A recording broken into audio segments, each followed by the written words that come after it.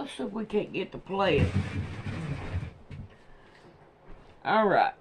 Now, I'm going to cut. Come on, let's come back in here. Papa. Banners out of this. And this is going to be the back. Come on, Mama Cat. Too cool in here. Yeah. This color is going to be the back. Alright. So, now, what I'm going to do is I've got this right here. I hope you can see it. Mama Cat ain't in the way. She's somewhat in the way. Come on, Mama Cat. Move. Move. Go somewhere and lay down. Here. Lay down there. Alright. And that's going to go here. And then I'm going to put the letters. Let's see if I can't find a letter. Oh, come on. There's a letter. Right here. And it's going to spell out each child's name. So, and I'm not quite for sure if I want to paint it or put a marker on there. I don't know yet. So what we're going to do is we're going to get started on cutting them out.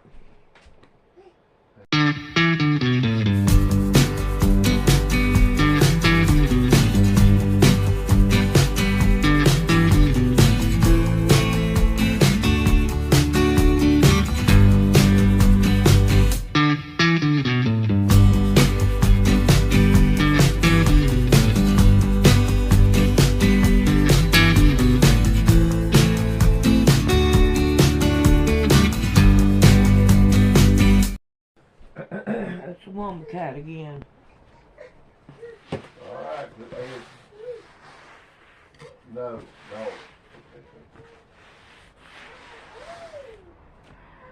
Alrighty, now I need 40. I'm going to put 10 in each one. I think one of them has 2, and there'll be 2 at the end that doesn't have anything. But the rest of them will. So let's see what we got here.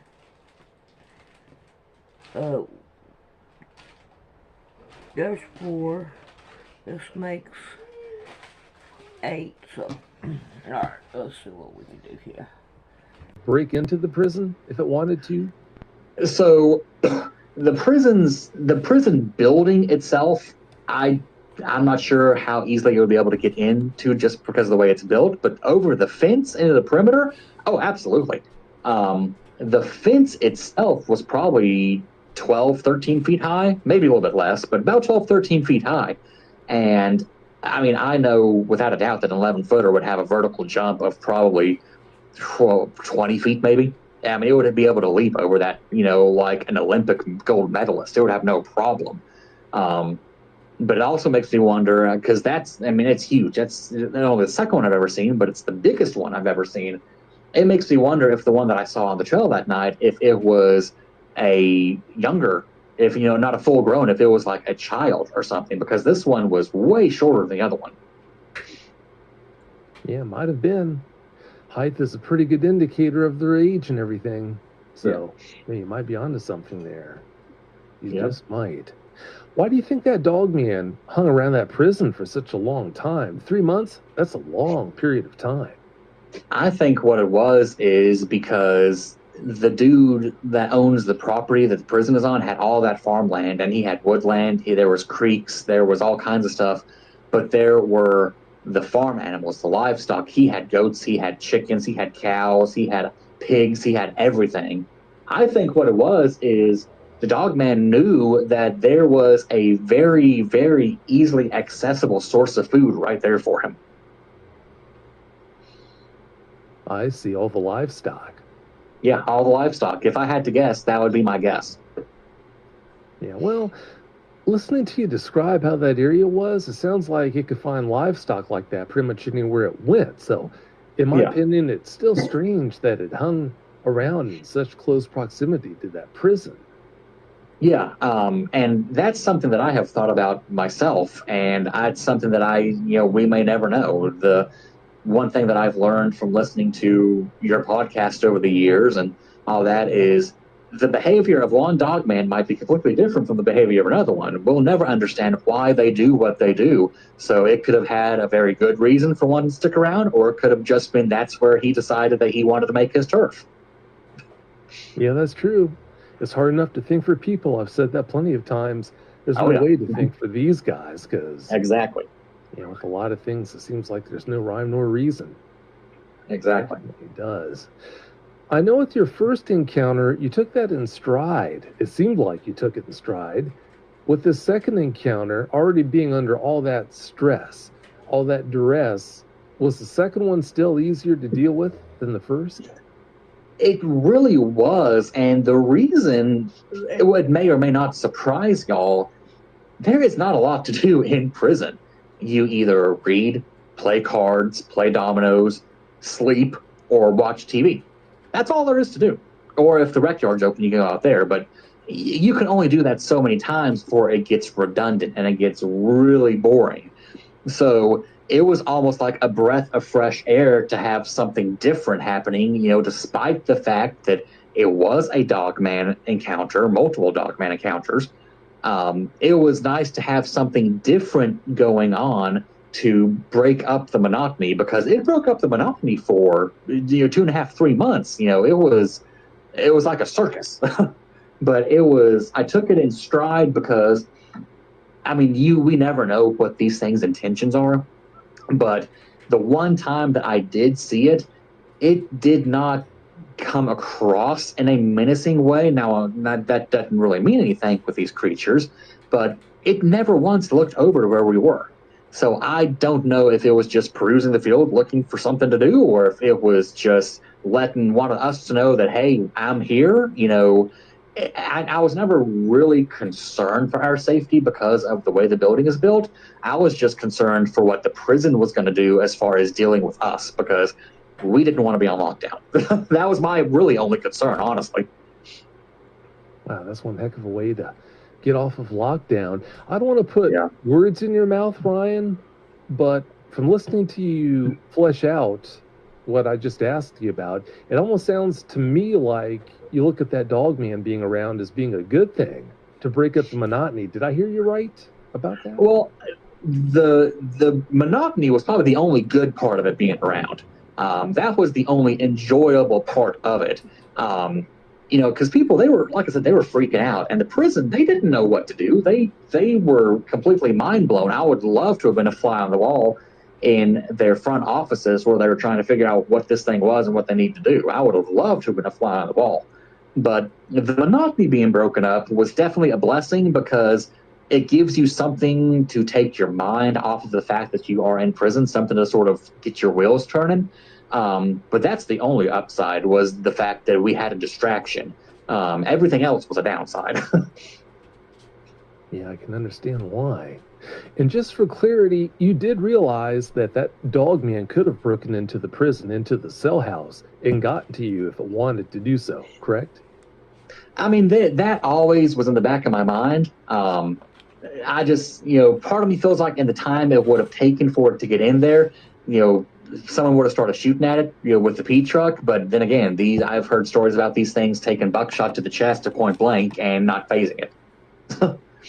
So that was always in the back of my mind, but I wasn't too concerned about it. Why? I don't know. I guess it was just another one of those things, that one happened to us type of things. But maybe I was just trying to get myself to believe that. I don't know. But no, that was definitely in the back of my mind the whole time. Well, whatever it takes to help you get by, you should do. So, Right. can't help you for that at all. This might seem like a silly question, but did you have any problem sleeping knowing that thing was around? I didn't sleep good in prison to begin with. There's always noise. It's never quiet. So sleep in prison is a very off and on thing to begin with. There definitely were nights that I laid there and I was trying to wrap my head around the fact that I had actually encountered one of these things again, because I never thought I would ever see another one. I never thought that I would ever see another one of these things anywhere. And then all of a sudden, here one is. And then also there were nights I was laying in bed where it just sort of like hit me that, well, that's just confirmation. Not that I ever questioned what I saw the first time, but that just confirms to me that it's not just up in North Georgia. These things are everywhere. But it definitely kept me up, beyond my normal business hours, if you want to put it that way. Yeah, I'd say that was definitely the case. Let's get to some of the listeners' questions now. People in the live chat. The first one up is from Baby Girl, and she wants to know, what color were the eyes of the first Dogman you saw? Okay, so everything was lit up red because it was nighttime. At this point, it was like 3 a.m. And I had my brake lights on, and like my headlights, my brake lights were LED, so they were super bright. Everything was washed out red, so I really couldn't tell what color the eyes were because everything was lit up red. So I wouldn't be able to say, with confidence what the color was because, like I said, everything was washed out. Uh-oh, we lost you. Are you there? Yeah, I'm here. Can you hear me? Okay, yeah, now Hello? I can. Yeah, for the last half of that sentence you cut out. Can you please re-say that? Yeah, no. Like I said, the headlight or the tail lights were LED, aftermarket LED, just like the headlights were, and my brakes were on. So everything was lit up red. Everything. So everything was just washed out in red. So I really could not say with absolute confidence what color the eyes were because the only thing that I was seeing was how bright the red LED was lighting everything up. So I really couldn't deduce color because of the red washout. And like I've said, eyewitnesses several times before, if you have an experience like that, the last thing you're going to think about is the minutia of the details. You're just thinking about getting out of there. You've never experienced anything of the sort before.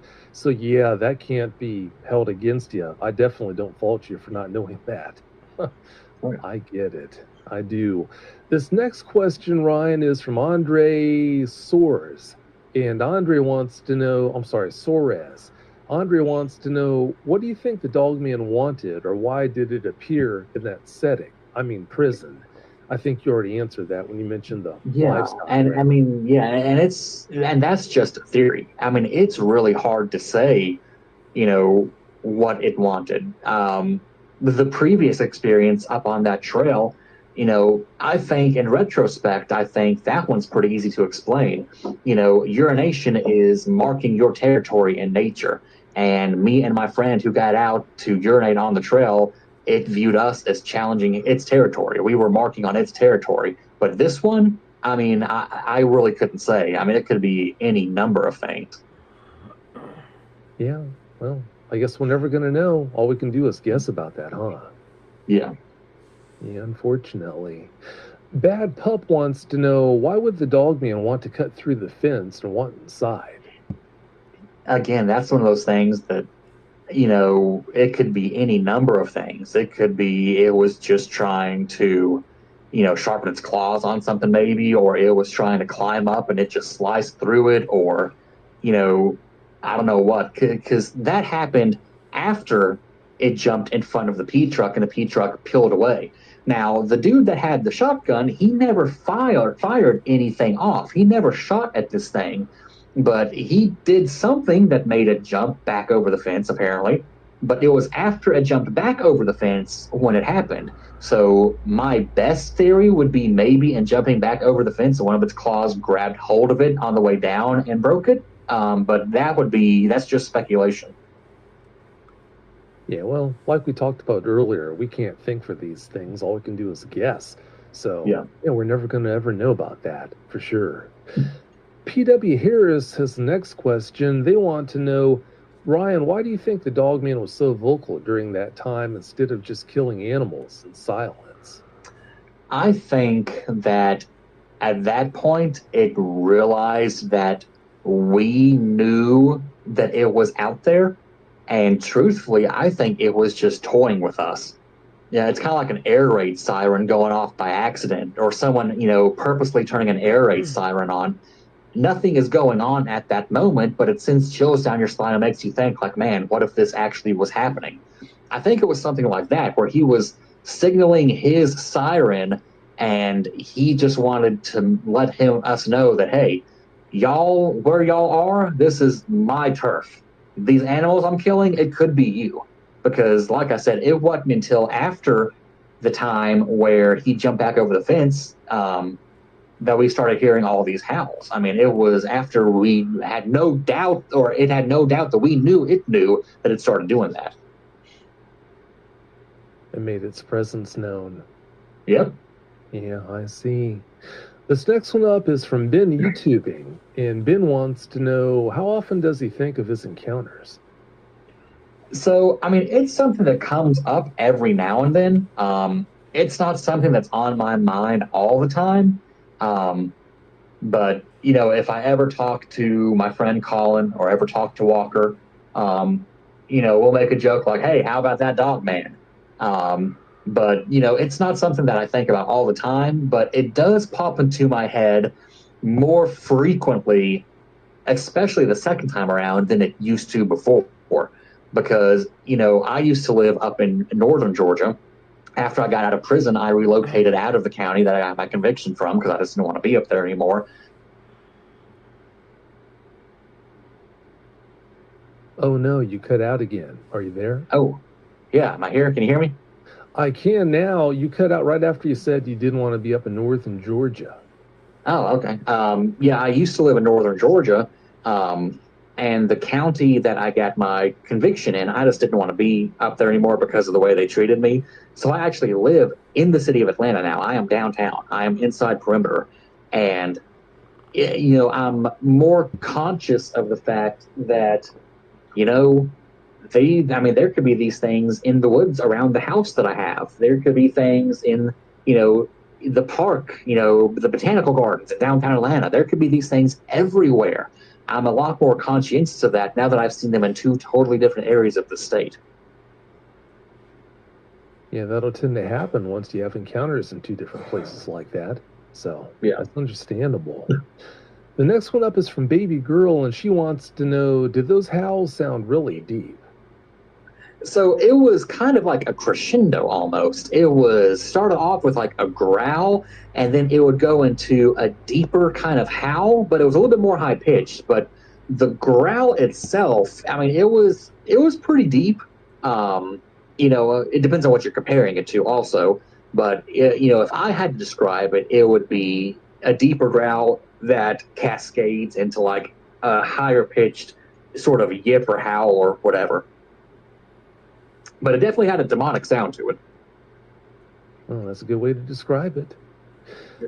And the next question for you is from Bryn Stone. And Bryn wants to know, did the prison officers change their behavior or say anything about the encounters? So the officers that worked the prison, they did not change behaviors, at least on the surface. But then again, that was protocol. They did not want us to know when anything was going on because they viewed us knowing, you know, they viewed that as a safety concern.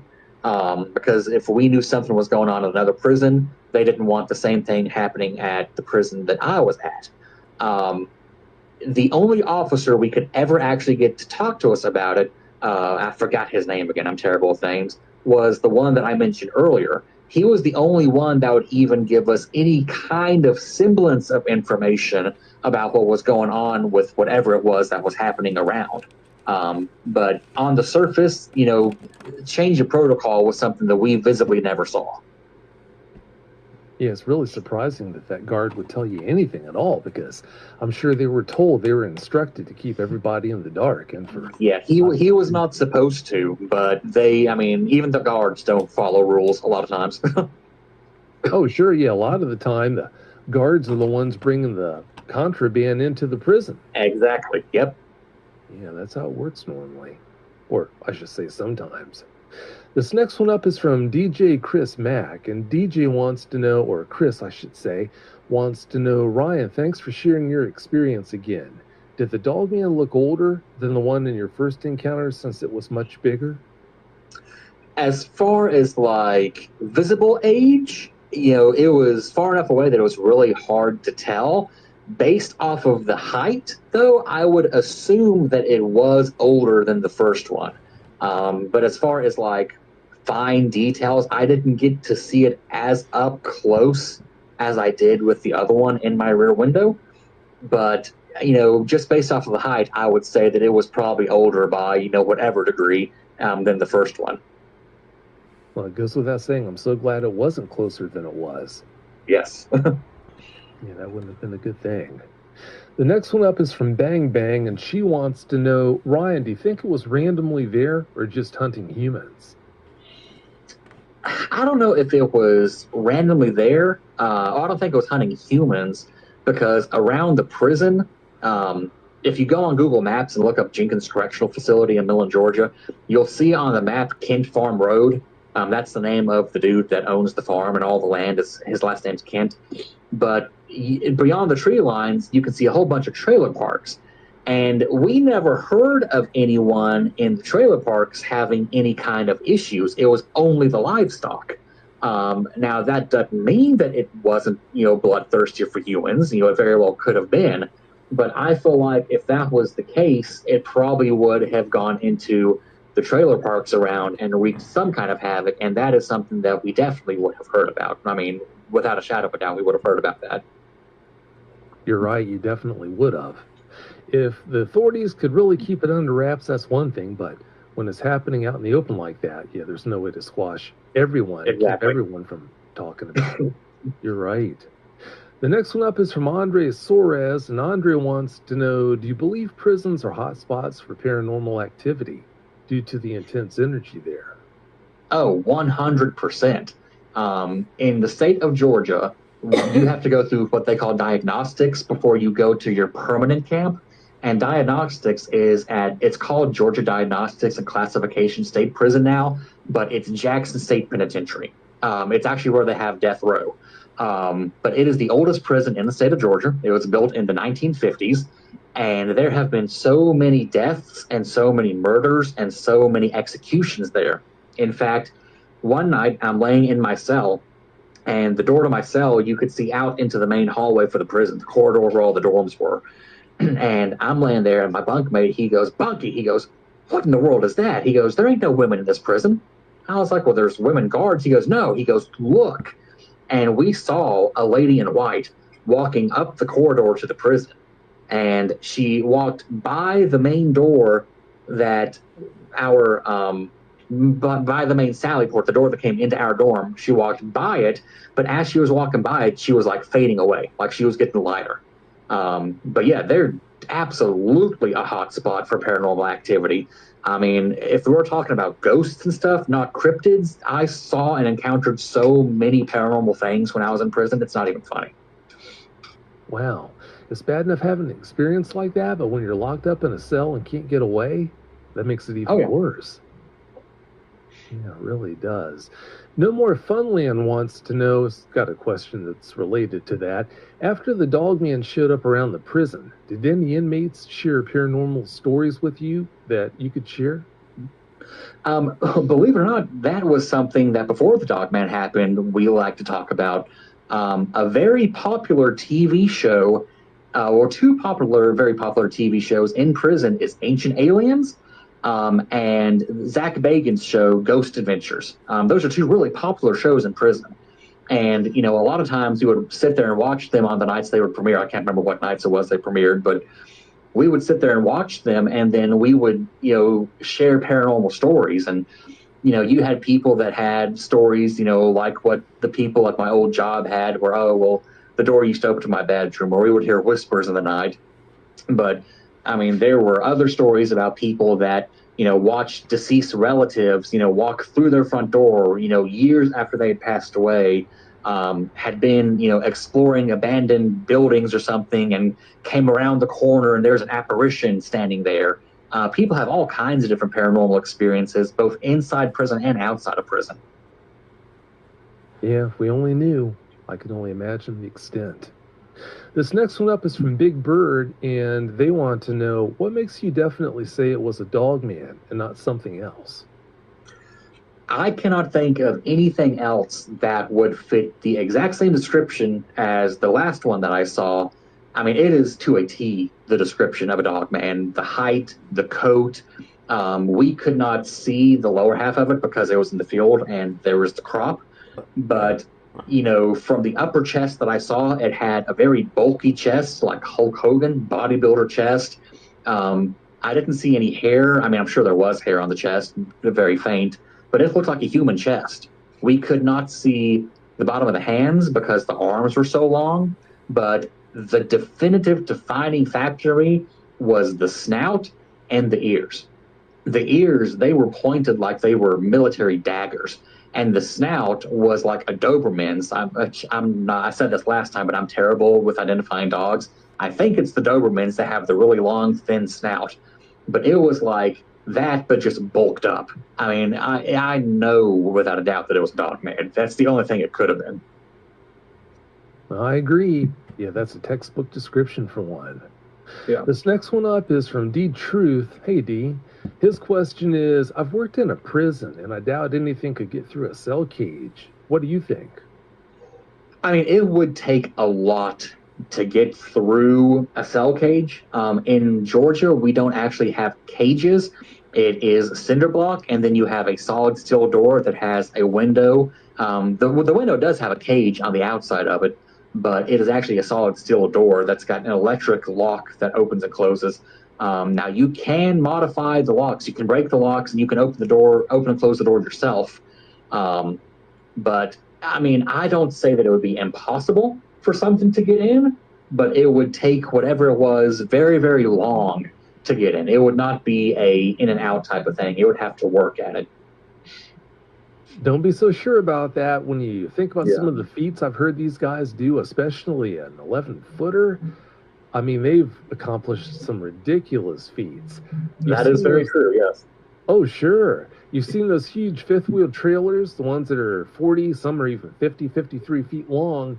I've heard Yeah. about big dogmen like that, pushing on the side and pushing it up onto two wheels and ripping stuff out. I mean, just ripping down trees, big trees. Well, not huge Yeah. ones, but ones that are way too big to be able to pull down, you would think at least. But yeah, I've heard about them doing ridiculous feats, so I wouldn't be so that sure is a about valid that. point. That is a valid point. So it might have an easier time than we think. Yeah, unfortunately, I think it would. The next one up is from Baby Girl, and she wants to know, have you ever listened to the werewolf howl in the movie An American Werewolf in London? Believe it or not, I have never actually seen any of those movies. I used to work so much that I never really had time to watch movies. But I've never actually seen that movie, but I would have to look it up on YouTube and compare it. Wait a minute, from listening to you say that, if you normally don't listen to those movies, does that mean you have never seen the movie Bad Moon? I have not. No, actually. Oh, man. There's a lot of work to be done here. A lot of work to be done. You've got to be kidding me. You sound like a disappointed father right now. You're like, oh, son. You haven't seen the best werewolf movie out there. No, I don't watch a lot of movies, and it's just been that way my whole life. I've never had the patience to sit down and watch one unless it's been something like James Bond or Indiana Jones. So maybe I'm just weird. No, not at all. I mean, that's just not your forte. You've Yeah. experienced the real thing. Well, not werewolves. Exactly, I have, but yes. Close enough. But I'm always open to movie suggestions. I'm always open. Well, it's always good to keep your mind open. But no, I don't fault you for that. No biggie at all. Andres Curazales, his next question, he wants to know, when you're giving out info, did the others gather around like a class, and did guards ask you for information too? So the guards, they were not actually in the dorm. The way the building is set up is you have 4 dorms, 3 to 4 dorms, but they've got like a glass wall that looks over into a main hub. And the officers, they actually sit at a desk out there. So they're not in the dorms. If they want to come in the dorm, they have to pop the door and walk in. But yeah, there were a couple of times where, they would be like, man, come sit down with us and you tell us about this thing. But it was never a huge group. I think the most people at one time was 4 people that I was sitting down with, drinking coffee and, telling them about, my experience and, what it was and sort of what I've learned about how they act. Or, I mean, you really never can learn how they act because they're so, you can never predict what they're going to do. So there really is no rhyme or reason to learning how they act. But, just explaining to them the best I could, in terms that they could understand, what it was. But it was never like a classes in session type of thing. But there were definitely, times where I talked to multiple people at once about it. Well, yeah, you were the go-to guy, and for good reason. So I'm sure they did. This next one up is from Bang Bang, and she wants to know, Ryan, do you think antler rubbings on trees could really be from Dogman claws? I mean, there's definitely a possibility that they possibly could be. I feel like that if they were from Dogman claws, I feel like they would be a lot more defined than a lot of antler rubbings, because a lot of antler rubbings that I've seen, they're shallow, but like the bark is gone and you've got some actual meat from the tree gone, but they're sort of rounded off and they're shallow and all that. I feel like if it was Dogman claws, it would be just a straight gash or a chunk out of the tree. But I mean, there's always a possibility. I mean, yeah, I would definitely not doubt it. Yeah, that's how it normally is. Pretty deep gouges. Not just in a tree like a beech either. I mean, trees with pretty formidable bark. Shagbark, hickory, yeah, even oak. You know, pretty deep gouges, which will make you reel when you see them. This next one up is from Baby Girl, and she wants to know, do you still go out into the woods? Yes, I do, actually. In fact, I'm supposed to be going hiking with my brother tomorrow. But yes, I still do go out in the woods. Oh, good. That's really good. You said that you do go out, and you're supposed to go out tomorrow, but are you compromised at all when you do? I am much more aware.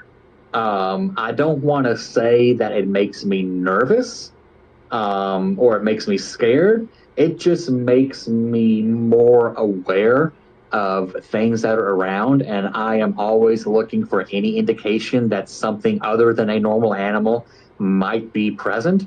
But so far, then again, I've only been out for a month. I got out of prison literally last month. So far, I have not seen anything, but this will be my first outing into the woods tomorrow, so who knows? Maybe I'll end up back on your show in a week or so. Well, I hope you don't. Hopefully not, but... Yeah, that makes two of us hoping you don't, but if you do have another encounter, then, yeah, I'll be here. Just let me know. Oh, yeah. Well, let's hope it doesn't come to that, but if it does, I know where to come. Yeah, I definitely hope it doesn't. And I saw a comment from Cody asking if I missed his question. Yeah, I sure did, Cody. If you could post it again, I'll put it right up to the top and ask it next. After this next question here. This one is from DJ Chris Mack from Chris. And Chris wants to know, I take it your friends haven't had any more encounters since, Ryan. You're lucky to have friends who saw the same thing that can support you. I guess it's more of a comment than a question, and he's got a good point. Yeah. But yeah, no, they have, to my knowledge, and they would have told me, I'm sure. No, they have not had any encounters. Colin, the one that was from West Virginia, he actually lives down in Sarasota, Florida now. And then Walker, the one that was from Los Angeles, he actually has moved back to Los Angeles. But they have, to my knowledge, they have not had any other encounters. Yeah, hopefully they haven't. And like you said, if they had, I'm sure they would have let you know. So it's pretty safe to say they haven't. That's not exactly a leap. It looks like Caitlin McLeod wants to know, I used to live in Atlanta, so do you think these things could be even in the suburbs of downtown Atlanta? Oh, yeah, absolutely. I'm in DeKalb. I'm in Decatur. And I would not be surprised if there was ones in the woods around here. I mean, I've seen firsthand that they can be anywhere. I mean, now given both of the places I saw them were sort of out of the way places, one way up in the mountains, the other one in a little farming town. But I mean, I've heard stories about these things in, downtown, small downtown areas. They're not scared of people. They're not scared of cars. They're not scared of anything. They know that they are the apex predator wherever they are. It would not surprise me if one walked through downtown Atlanta right now. Right. I mean, they show they have no fear. They have nothing to fear. You're right. You make some really good points. People talk about putting up lights and things like that to try to deter them, but these things have been seen standing under security lights at night for apparently no particular reason. The lights aren't going to drive them off, and